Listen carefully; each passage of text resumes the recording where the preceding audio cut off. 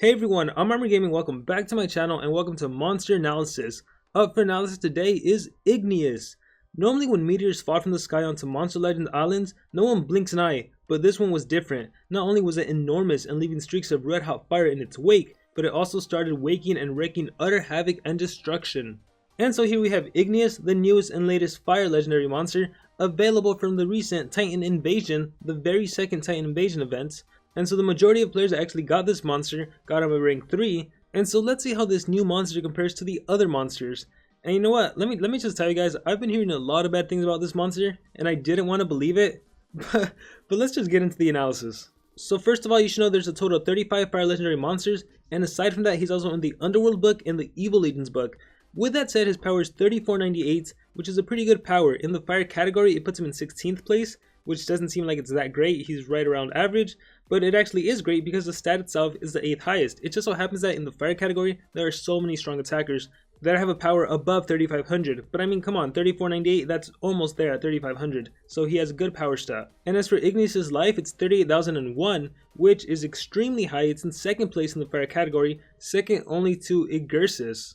And so Igneus still remains the most tankiest monster in the fire category, and he beats Igneus by around 4,500 points, so that is quite significant. But then what this tanky monster has going for him is his speed, 3421, that is really great. It actually puts him tied for 18th place with the Inheritor, but the speed stat itself, it's in 7th place in the fire category. And it's crazy because his life is the 2nd highest in the fire category, but his speed, 3421, when I compare him to, let's compare him to Igneus, who is the most tankiest monster in the fire category. His speed is 2926. This monster is 3421, almost 500 points difference. So he's really tanky and really fast. That's kind of odd seeing a monster like this. And so stats wise, overall I would say it's pretty good. He has a nice power, a really nice life, and a really good speed, especially for a monster of his caliber. And then here's an interesting thing, his trait is actually hardened. I was expecting mountain. I mean, he even looks like a mountain monster, but no, they gave him hardened, which means all status effects have a 20% less accuracy against it.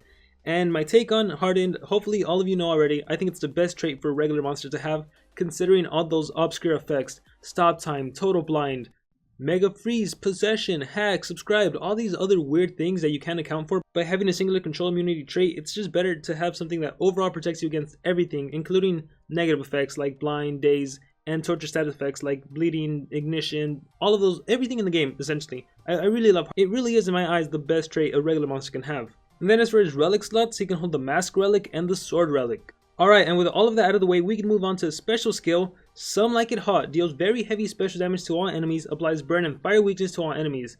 So, I kind of don't like this. Well, let's see, it deals 60 special base damage to everyone, it gives burning to everyone, and it applies fire weakness. I don't understand why this skill wasn't fire based. I think if this was fire based, it could have been immensely better, because he has, you're going to see later on, he has skills that make the enemy very weak to fire attacks. He can even give himself burning hater, so the enemy is already burning, he deals triple damage. But no, instead the ultimate skill is special based, so even if you did happen to set up the previous turn and then you got your ultimate on the next turn, you can't take advantage of the fire weakness, so that's very unfortunate. However, I guess if you're lucky enough to get your ultimate on the very first turn, then you can set up for a future fire based attack, although we gotta discuss the fire based attack he actually has. So that's it for the ultimate. Like, I mean, don't get me wrong, it is still good, but I think it had the potential to be even greater. We're going to go ahead and skip Skills Group 1 altogether because there was nothing interesting there. So on to Skills Group 2, starting things off with Fiery Temper. Deals heavy special damage to one enemy, applies burn hater to itself, applies burn to one enemy, requires cooldown, 45 special damage to single enemy monster, 24 stamina cost, 2 turn cooldown. So you're going to give yourself burn hater and then you're going to apply burning to an enemy monster. It'd be really cool if it was somehow the other way around, where first you give yourself burn hater, then you burn the enemy, and then you apply damage, because then you could benefit from burn hater. But I don't really think that's going to be the case. It's not like Diamond's Bodyguard. He's just a complete outcast with that. The fact that he does very weak to fire attacks before doing fire damage. But Fiery Temper, I don't think it's worth running. I don't think it's needed. And so you can go ahead and just get Fiery Temper. Ash Storm is the next skill we have. Deals moderate special damage to one enemy, applies burn to one enemy, requires cooldown, 40 special base damage, 19 stamina cost, 2 turn cooldown, and it applies burning. Now the cool thing about this skill is that even though you're only targeting one monster, you're hitting them with 95% accuracy, you're going to burn everyone, all of the enemy team. And I feel like this is becoming more and more of a thing. I'm seeing it with a lot more monsters, where you just attack one monster, but everyone gets hit with some sort of torture effect, so that much I really like. As for whether or not you want to run this skill, you know what, I told you to forget about Fiery Temper, but now I'm also going to tell you to forget about Ash Storm. I feel like you might have to end up running one of these two skills. So I think we're going to have to look at Skill Group 3 before I can make a definite answer. But let's take a look at Magma Rain. Magma Rain applies fire weakness and burn to all enemies, applies burn hater to itself. So it costs 28 stamina, has no cooldown, so this skill does a lot. So let's unpack it. It applies fire weakness, which gives your fire attacks a 50% bonus. It gives yourself burn hater, which gives you triple damage, both of which will last for 3 turns, and it applies burning to the enemy monster, which will take away 15% of their life for the next 4 turns. So this skill it's a setup skill, and so we need to discuss whether or not it's a good setup skill. So first of all, the bad thing about this skill is that in order to take advantage of fire weakness, there's 2 things that you need. First of all, fire weakness actually needs to land. Now considering this skill deals no damage, the likelihood of it landing is higher than 90%. It used to be 100, I've been hearing that there is a chance to miss, but more likely than none, it's going to land. It definitely lands better than a regular AoE that deals damage. So fire weakness, first of all, needs to land. However, if the enemy monster is hardened, bulwark, tough, or some trait that reduces the accuracy of a negative effect landing, then fire weakness may not land, in which case you won't be able to take advantage of a fire-based attack. And that was the second thing that needs to happen. So the first is you need a fire-based attack, the second is fire weakness actually needs to land. Then for burn hater. Burn hater is awesome because you apply it to yourself, so it's not like you can miss burn hater on yourself, so that's nice. But then in order for burn hater to take effect, burning needs to land. And once again, is burning always going to land? Probably not, especially if monsters have hardened, or tough, or bulwark, or you know what, just about every single monster that gets released now does have hardened, so the likelihood of it landing on most conventional monsters, I don't think it's that great. Against fire monsters, it's even more reduced because so many fire monsters are reduced to burning. Even the monsters with the new demon trait, they have immunity to burning. So if burning doesn't land, well, you're missing out on burn hater. So that's that about Magma Rain. It is a setup skill, but how successful is it in setting up? I feel like something like double damage and increased accuracy, going back to the basics, that would be more useful than a skill that may or may not work to your benefit depending on whether or not it lands. But let's come back to Magma Rain because it does combo really well with skills group 3, the heat is on. Deals low fire damage to all enemies, applies burn to an enemy, requires cooldown. 20 damage. I know you're probably laughing, right? 20 damage, that is super weak. It says single enemy, but this is an AoE according to the description. Deals low fire damage to all enemies. So let's assume it's an AoE with 95% accuracy, which is amazing. Normally AoEs have a 90% accuracy, so anytime the accuracy is greater than that, I love it. But 20 damage, you're probably thinking this has to be a joke. I think the reason they did 20 damage is because of the potential of Magma Rain and the combo. Because if this, even though it's 20, right? If all the enemy monsters are burned, you get triple damage. And it's a fire-based attack, so you get a plus 50%. So if the enemy monsters have fire weakness and you have burn hater and the enemy monster is burning, then the heat is on is essentially going to be 4.5 times more effective. It's like adding 350% damage to your attack, which will raise it to being a 90 damage AoE. So after the setup, assuming it lands, the heat is on is actually 90 damage, which is super powerful. I mean, that's what most monsters do. If you take a look at a monster that has a 40 damage AoE or a 45, right? And they give themselves double damage. They set up with double damage. Next turn, what are they doing? They're doing a 90% accuracy AoE that's going to deal 80 damage or 90 damage.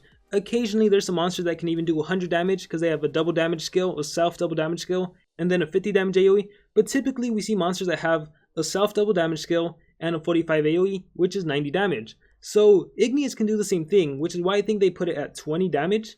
So I know you look at it and you're like, oh, that's a joke, it's so weak. But it is the same as other monsters. The biggest difference being what I mentioned. Fire weakness may not land. Burning may not land. And if either of these don't land, that significantly reduces the damage output on the heat is on. So maybe it would have been nicer if it was 30 damage or 35. 20, it is low. It has the potential to be great, but only if everything lands. And considering monsters have hardened and everything, that really isn't likely. So I'm really not the biggest fan, but it goes without saying, if you run Igneus, you have to run these 2 skills. They're probably the must-have on this monster.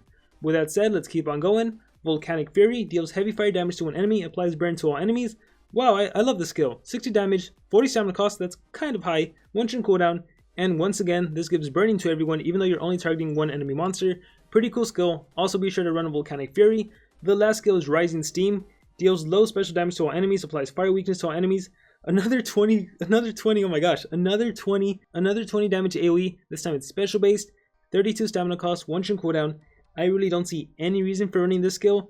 It's special based, so you don't take any advantage of fire weakness. I mean, sure, it can set up for fire weakness, but really, if you're going to set up, just go with Magma Rain, because apart from doing the fire weakness, it also at least applies burning to the enemy monster, which gives you the potential to take advantage of burn hater. But yeah, that's it. This monster, I gotta say, I'm kind of disappointed. I'm definitely, what people have been telling me is true.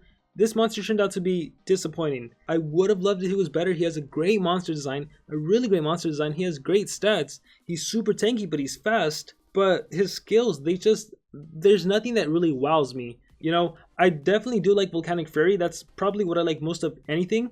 Magma Rain is cool too, but like there's so many problems with setting up considering every single monster has hardened. Like seriously, take a look at the newer monsters. They all have hardened. So there's a 20% chance to not land Fire Weakness, then there's a 20% chance to not land Burning. And like I said, if any of those don't land, like if you don't land the Burning on an enemy monster they're immune to Burning, the Heat is only going to benefit from a 50% increase, so it's going to be a 30% AoE, assuming Fire Weakness land. But let's say Fire Weakness didn't land and Burn Hater land, well then the Heat is on is 60 damage, in which case it's a lot better. But again, it just misses out on so much potential. The combo is there, if you can maybe give this monster increased accuracy, maybe guard down the enemy, but see, it requires even more setup. So, not the biggest fan of this monster, I'm sorry to say. I love the monster, I love the design, I love the stats. Skills wise, not the biggest fan, but it goes without saying, for the skills, if you have this monster, run Magma Rain, run the Heat is on, run Volcanic Fury. For the last and final skill, gosh, I guess it's Ash Storm or Fiery Temper. I guess you might as well go with the skill that does more, which is Fiery Temper, so Burn Hater and Burning. Then again, Ash Storm, yeah, you don't need Ash Storm because you have Volcanic Fury. So I would say Fiery Temper. You can go ahead and look at skills group 1, but I really didn't see anything too interesting there.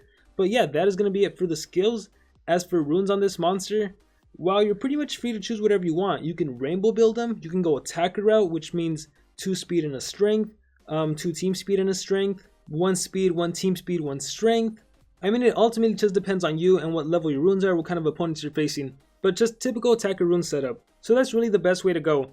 I would recommend, if you're planning to use this monster on PvP, be sure to partner him up with someone that can give him double damage and increased accuracy. That way you can hopefully take even better advantage of Magma Rain. That way you can give him double damage, increased accuracy for 2 turns. And then when he does Magma Rain, most likely Fire Weakness and Burning should land. And that means on the next turn, if you can somehow deny the enemy, on your next turn with Igneus, when you do the Heat is on, you'll have the Fire Weakness bonus, the Burn Hater bonus, and the double damage bonus. That's like a plus 800% boost. I believe it is. It's like times 9 damage. So then your Heat is on is essentially 180 damage if I'm not mistaken. So it can definitely be powerful, but requires a lot of combo, requires a lot of setting up. Again, love the monster, love the stats, love the trait. Skills wise, not the biggest fan, but that's just my personal opinion. Now I want to hear from all of you guys, and I mean I've already heard from a good majority of you, but I want to hear even more. After hearing this analysis, after trying out the monster maybe for yourself, what do you think about him? Do you like him? Do you dislike him? Whatever your thoughts are on this monster, please let me know in the comments below. I'm Armor Gaming, really hope you guys enjoyed this video, and I will see you all next time.